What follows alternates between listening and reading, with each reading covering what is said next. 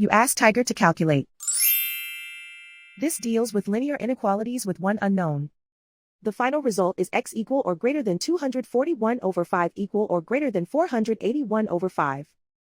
Let's solve it step by step. Group all constants on the right side of the inequality. Subtract 208 from both sides.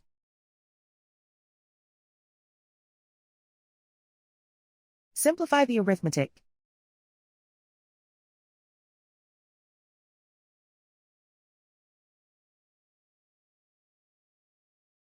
Isolate the x. Divide both sides by 10.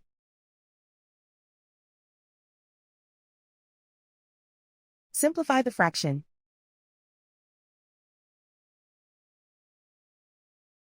Find the greatest common factor of the numerator and denominator.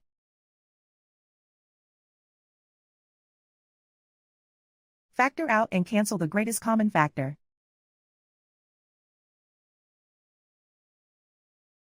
Plot the solution on a coordinate grid.